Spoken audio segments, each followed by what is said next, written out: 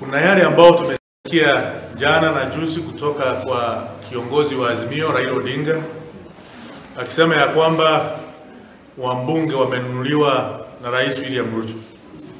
Ukweli ni kwamba hakuna mbunge yote ambaye amenunuliwa na serikali.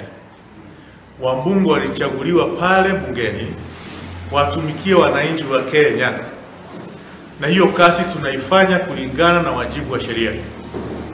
Lakini kuna wambunge wa mlengo ya Azimio, wambunge wa ODM, wambunge wa Wiper ambao ni wazembe zaidi katika kazi yao.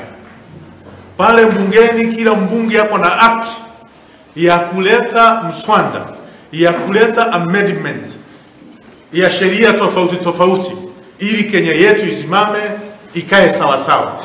Kila mbunge ako na haki, na bunge lenyewe limeajiri watu wengi wa kusaidia wambunge kukarabati sheria tofauti tofauti.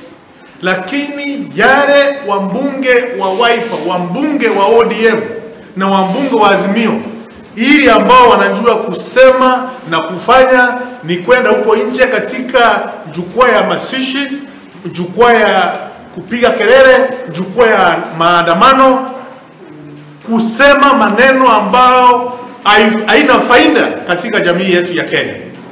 Lakini wanasahau ya kwamba wao wako na jukumu ya kuwa pale bungeni kukarabati sheria, kuleta motions, kuleta vitu tofauti ya kusaidia Kenya yetu.